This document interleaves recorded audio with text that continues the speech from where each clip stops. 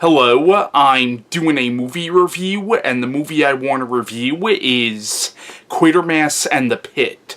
Now, Quatermass and the Pit came out in 1967, and this was put out by British film studio Hammer, and this is the third film of Hammer's Quatermass series. And all three films in this series are based on TV serials of the same names written by Nigel Kneale. Now, the first film in this series was 1955's The Quatermass Experiment, which was released here in America under the title The Creepin' Unknown. The second film in this series was 1957's Quatermass 2, which was released here in America under the title Enemy from Space. And this film was actually released here in America under the title 5 Million Years to Earth. Now, this movie is based on the third Quatermass serial, which is arguably the most famous Quatermass serial. Now, Nigel Kneale, who wrote all the Quatermass TV serials, also writes the screenplay for this movie. Now, I've actually grown up knowing about this movie, even before I ever saw the film, and even before I even knew what Quatermass was, because I've always known the film under the title 5 Million Years to Earth. The same thing with the previous Quatermass movie. I grew up knowing about that movie, but I've always known that movie under the title Enemy from Space. And oddly enough, I found out about both this movie and Enemy from Space because of Godzilla. Like, ever since I was really little, I've been a huge Godzilla fan, and when I was 8 years old, I got this VHS set right here, where it comes with Godzilla, King of the Monsters, and Terror of Mechagodzilla, and the third VHS tape on this set is something called Godzilla Trailers and Sci-Fi Monsters, and basically the first half of this VHS set is a bunch of random trailers for different Godzilla movies, but then the second half shows all these trailers for these different horror and science fiction films. And two of the trailers that they show on this VHS set are actually trailers for Enemy from Space and 5 Million Years to Earth. So I've grown up knowing about these movies, however I've always known these movies under alternate titles, so I've grown up knowing about Enemy from Space and this movie without even realizing that both films are part of the same franchise. Now, I'll admit I have not seen the original TV serial that this movie is based on, so I can't really compare this movie to the original miniseries. But of the Hammer Quatermass movies, I think this is easily the best of the three films. Now, one thing I think is really interesting is Hammer is best known for their gothic horror films, but the first two Quatermass movies came out before Hammer became known for that, so the first two Quatermass movies really don't feel like proper Hammer films.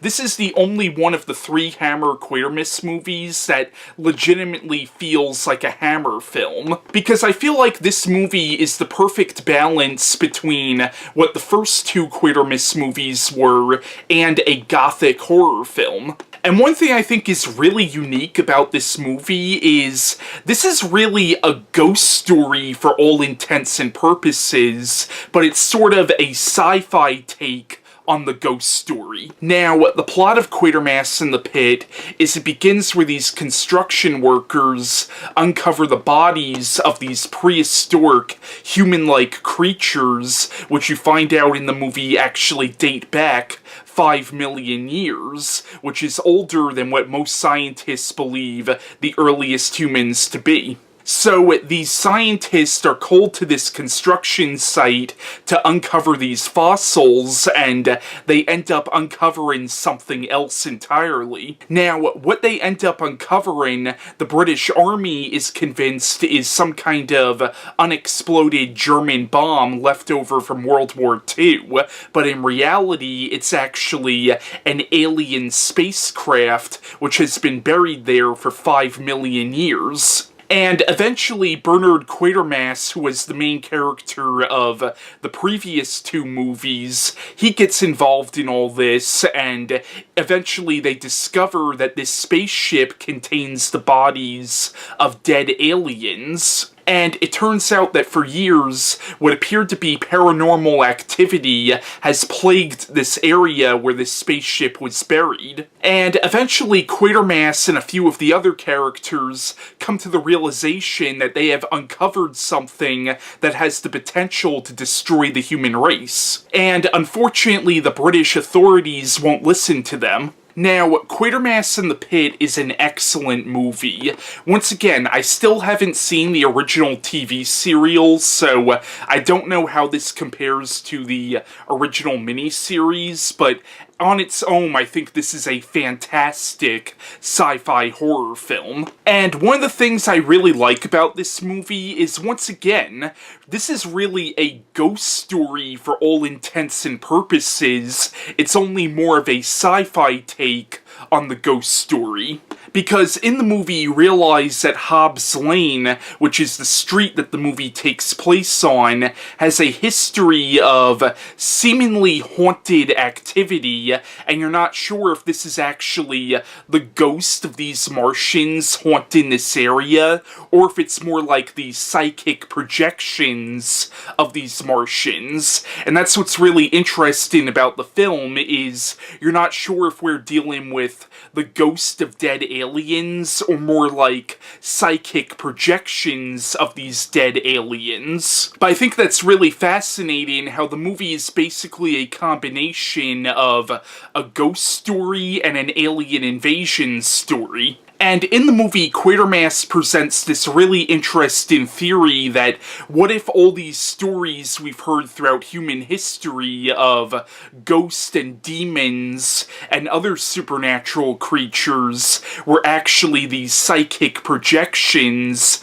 of these Martians that died millions of years ago. And also, the devil shows up at the end of this movie, but the thing is though, you're not sure if it's really the devil or if it's actually this massive psychic projection of the Martian consciousness. And the movie kind of presents this theory that what if what we think of as the devil is actually just this projection of the Martian consciousness, which is definitely more of an atheistic take on the devil, but I also think the movie leaves enough open for interpretation that you can interpret it in many different ways. There's also a lot of social commentary in this movie. Perhaps the most obvious social commentary is this commentary on the line between science and superstition, and this idea that science can explain many of man's superstitions and even certain aspects of religion.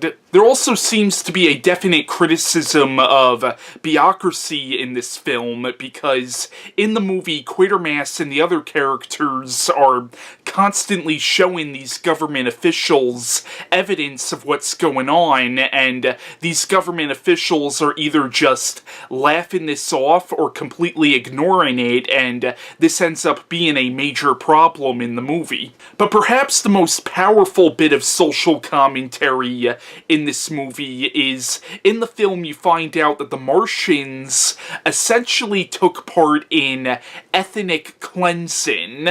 Like, it turns out that they would essentially purge their society of the weaker Martians, or the mutations, or Martians that were just considered to be different, and you get the idea that they also might have had race wars as well, and what other race does shit like that? Us. And I feel like that's the ultimate social commentary of the movie, is this idea that we're repeating the same mistakes that the Martians made. And if you look at that bit of social commentary, both the film and the serial were especially relevant for the times they came out in, but I would say the social commentary in this film is also still relevant today. And in the movie, Quatermass is played by Andrew Keir, who definitely plays the character character a lot better than Brian Donlevy did in the first two movies. Now, I actually want to correct a mistake I made in my review of Quatermass 2. Now, in my Quatermass 2 review, I said that Brian Donlevy was the only actor who has played Quatermass twice, and that's not actually true, because Andrew Keir also played Quatermass again in a BBC radio drama called The Quatermass Memoirs. Now, in the movie, James Donald plays a character named Dr. Matthew Ronnie, who is sort of like the secondary protagonist of the movie. And James Donald does do a really good job in this movie, and the character of Dr. Ronnie is a really likable character. In the movie, Barbara Shelley plays a character named Barbara, who ends up being very susceptible to the Martian influence, and she ends up becoming more or less possessed by the Martian spirits at the end of this movie. In the movie, Julian Glover plays a character named Colonel Breen, who is sort of like the main human antagonist of this movie, and he is such a freaking douchebag in this movie. You just want to slap this guy alongside the head. But yeah, Quatermass and the Pit is an excellent science fiction horror film, and this is easily the best of the three Hammer Quatermass movies. And once again, it's so brilliant how this movie is essentially a cross between a ghost story and an alien invasion movie, and the movie does a brilliant job at providing scientific explanations behind the existence of things like ghosts and demons and even the devil, and for its time, that was a really original idea. But yeah, even if you haven't seen the first two Quatermass movies, I highly recommend Quatermass and the Pit. Now, both this movie and the serial that the movie is based on, probably more so the serial, were extremely influential. Now, in the early 70s, Nigel Kneale wrote a made-for-TV movie titled The Stone Tape, which was also a really unique take on the ghost story. Quatermass and the Pit also had a huge influence on Stephen King. In fact, Stephen King's novel The Tommyknockers definitely took a lot of inspiration from both this movie and the made-for-TV serial that this movie is based on. Quatermass and the Pit also had a big influence on John Carpenter.